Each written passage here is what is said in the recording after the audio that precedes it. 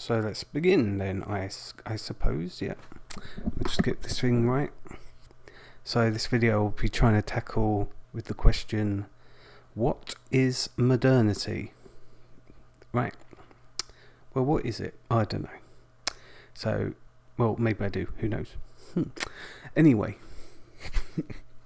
let's start off with John Milton's Paradise Lost, which, okay, it's not any kind of thing, catalyst, that's the word. I might just say like and just doing this on hoof as one big take, just trying to get it out there. I'm not very good at this obviously, but I'll try my best. So it's not the catalyst, but it is I think a very good snapshot of a moment in time where there's a break from certain religious institutions. So if you go back in time long enough, if you go to like really far back in time, so what, 4,000 years ago or so, you'll have, probably about that time, roughly. So obviously, you'll have the Bronze Age, I believe, and you'll have a collection of city-states, and religion was based around what city you lived in. It was very localized. It was very much a shared effort. You saw a part of it, but you didn't see the whole of human religious activity. And then we fast forward to like the early second millennium AD. You're looking at a very homogenized group of religious mega institutions, as I put them here. So what does that mean? Well, you take something like a dinosaur, right?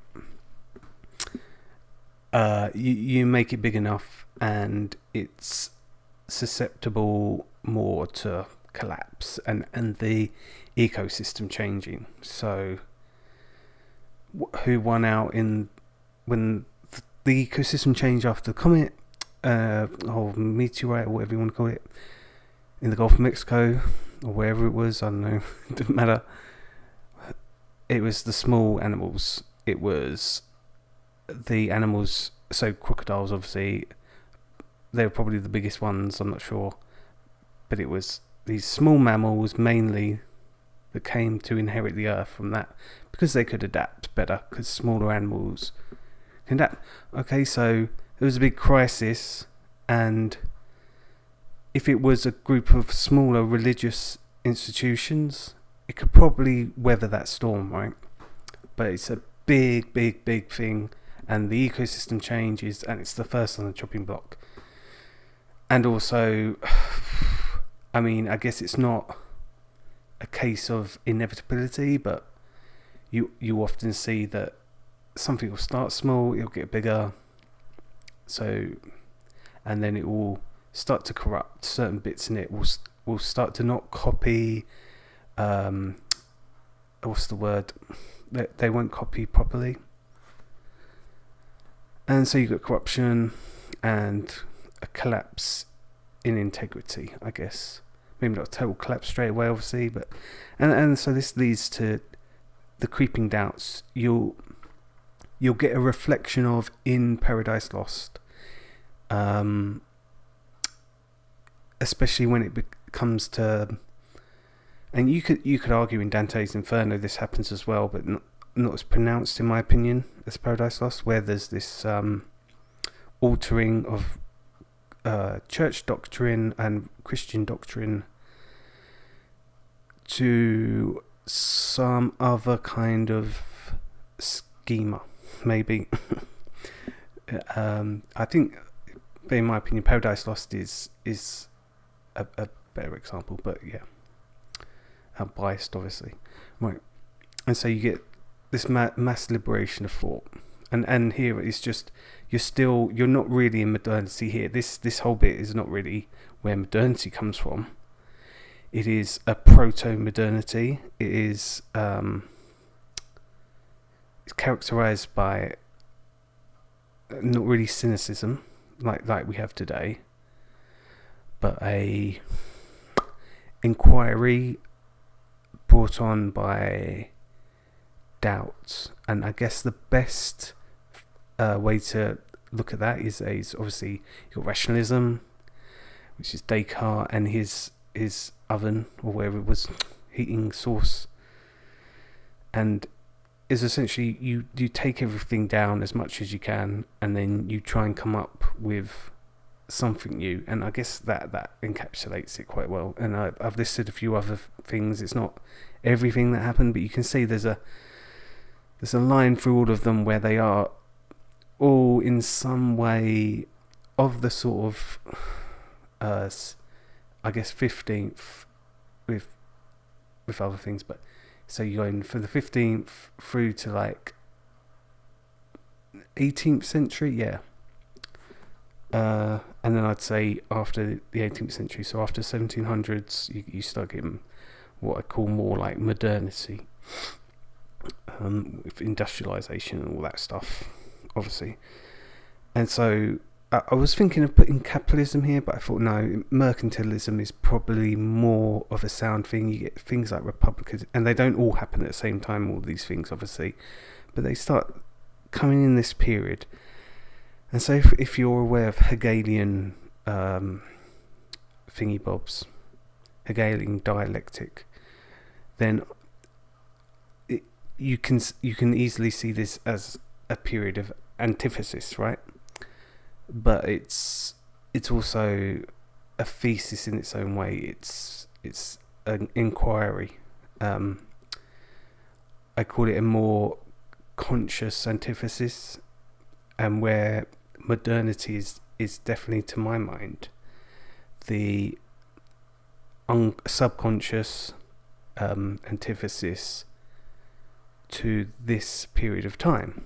Okay, I'll shut up now. Oh goodness me, we're back. Slightly ill, slightly hungry. It's coming up to dinner time, but this is the second part. We'll boulder dash, smash through this whole thing. Okay, so we'll start with Darwin. Of course, there's a real Darwin, and there's I think it's Herbert Spencer. I can't even remember. Doesn't matter. That's not the point. The point is the conception, the popular conception, I guess you could call it, which came through of what Darwinism was and what Darwin stood for, which is still held by many today. It's a notion, and I'd say it's very important to the formulation of modern thought as we know it. Okay, and of course, sitting in the 21st century, what do we think of when we think of modernity? The Cold War. Even though they wouldn't have thought themselves modern, obviously they're thinking themselves come up to postmodern. But you know that for me, the Cold War is a massive chapter. It's sort of the end chapter, sort of not, of the Cold War. You're gonna have to bear with me. I'm sorry. Of modernity, right? But obviously, then again, they aren't what modernity is, so we can skip them as well. So, but they do give us good points of reference for what modernity is. They're slaves to modernity, aren't they? And we have fascism. Marxism is, not fascist necessarily, but if you look at the implication, that's not the word, is it? Bloody hell. If you look sorry about this, very sorry. Just imagine this is some random person phoning you up on the telephone. Hello, hi. Let me talk to you about random bullshit. Okay. So Marxism, the USSR, the Soviet Union, the making of Marxism as a reality, kind of a bit fashy, in my opinion. What do I mean by fascism? The opposite of no, not the opposite. The opposite side of the coin of imperialism, and they fight, and so I'm taking here, I guess, playing devil's advocate in a way. It's fascism. It's the accusation of the USA on USSR, and then you switch around. The criticism of the USA by the USSR was that they're imperialist, probably that they're fascist as well, usually, but they're imperialist mainly. And you can't really sort of argue with that either. You know, that USA is still an imperialist power to this day. But I think take all those four things together and you get Pol Pot. And the very unfunny, I laughed there, but it's the very unfunny episode that happened. Very short, very much led by the favour of the USA and broke up by the Republicans, the People's Republic of Vietnam, also known as, you know, every bad guy in Hollywood, every Hollywood movie or something, I don't know. Anyway, Pol Pot. And so basically you can see, okay, what is Pol Pot doing here? It's the very naked, skeletal implications of all these four things. And what always amazed me about the massacres in Cambodia is that, so you had people who were abroad, and they were like intellectuals, Cambodian intellectuals. They were already abroad in like France, I think, mainly. And once someone's abroad like that, you know, but they actually invited them back to Cambodia to murder them. They invited them back. You can see here, it's a very insane, obviously, but so naked of wanting to create some sort of, I wouldn't say master race, because that's not appropriate really to that. You're looking more at Nazi ideology, fascist ideology, but you're trying to cultivate through murder. Let's be honest. Some sort of greater than human, and how I would articulate this would be modern thought. And what is modern thought today? It is the failure to master the transhuman, which essentially means that God died, okay, and these big religious institutions, by that I mean these big religious institutions collapsed. Okay, so we were alone. We're in Descartes' lonely hut. Okay, so how can we do this? Well, we need to master ourselves, and it's failed. It all failed miserably. You can't. Things don't work like that. It was known for simplification of the way Darwinism explained nature, and we have. There's no time to go on about that, but then I'll bring it back to, okay, so that failed. So are we in a postmodern time now? I'd say no. Let's go back. Let's roll it back. We are in where we were with Paradise Lost. Again, we're back there. We're back to a proto-modern era. Because we tried something, it failed. You just, by default, you're going to go back. You can't, there's no post, there's no after. In time, we've gone after, obviously. we're after the fact in time. But in theory, we've just gone, bang, we're going back. Right.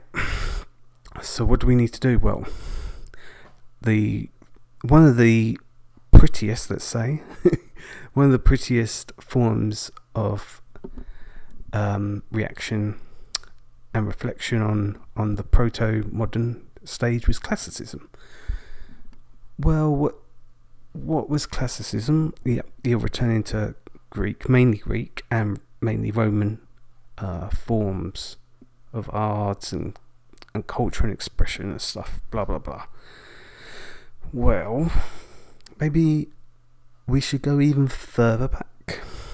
Maybe we should go right back to understanding the local forms of religion that took place in the Bronze Age. And that's not to say we should obviously we shouldn't completely replicate them. Go back, try and understand them, and then why are they happening? And further back, and that's what I think. But it is this video is basically an open question. It's not, obviously do talk a load of rubbish and preach a load of rubbish, but it's an open question. I mean,